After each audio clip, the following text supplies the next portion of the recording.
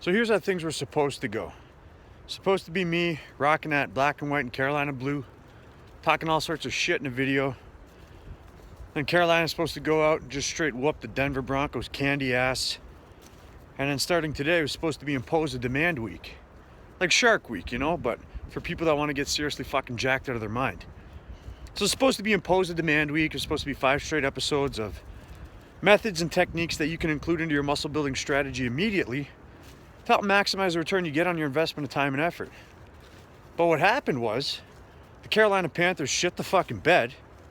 The Denver Broncos imposed their will, and they're Super Bowl champions. Well, good for them. I don't hate Denver. If anything, I just hope Peyton Manning retires so they could put an end to all that talk that's going on.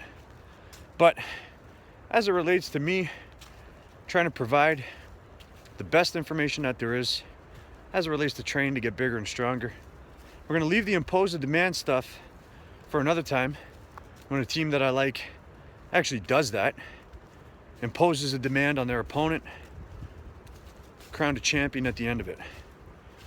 But for now, I can still provide some value, talk about something, basically clear your mind on a specific topic, one that people call functional training. The fuck is functional training? Well, some idiot somewhere decided that if the movements that you're doing in the gym weren't going to make you better at skills that you do in your everyday life, then that won't be functional. Therefore, it's a waste of time. But what that fucking idiot doesn't understand is that you're not supposed to use what you do in the gym to get better at any specific activity. Think about it like this. You want to get better at shooting a hockey puck? Is that going to happen faster or slower by getting on the ice and shooting a fucking hockey puck, or getting into the gym and doing exercises?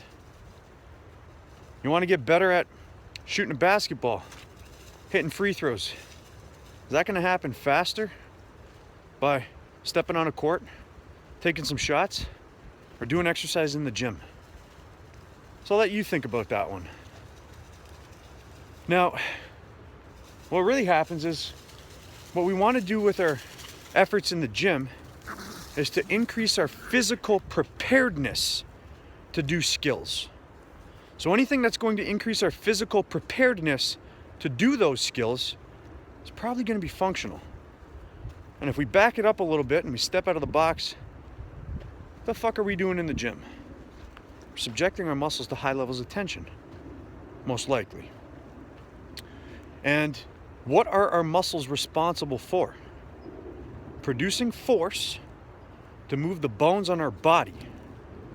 So let me ask you this. Would strengthening a muscle, increasing its capacity to produce force to move the bones on your body, make you worse at a skill that you're trying to get better at? That should determine whether or not something is functional or not. Because if you increase your capacity to produce force to move the bones on your body, are you not increasing your physical preparedness? Now, yes, it might come at a cost because you might get muscle bound, the muscles might get tight, mobility might be somewhat restricted from doing an over-reliance on certain movements. But for the most part, instead of asking whether or not an exercise or activity will make you better at something, or the skills that come from doing that movement will transfer over to what you want to get better at, a better question would be, would it make me worse? So a good example is training the abs. A lot of people want to have nice defined abs, but they might also want to be better at a sport.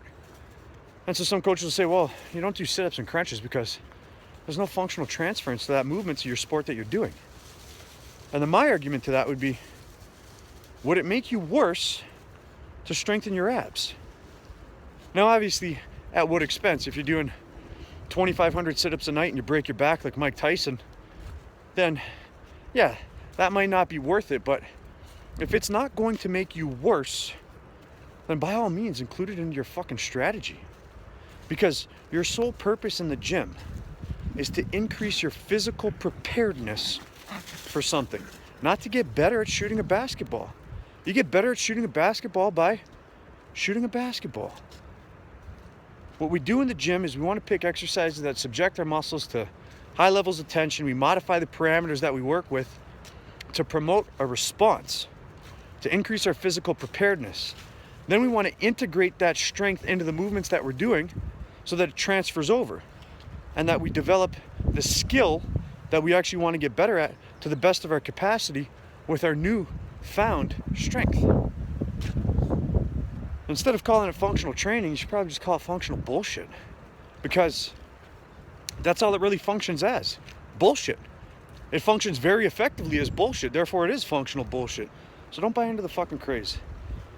When you're wondering whether or not you should be doing something, ask yourself this.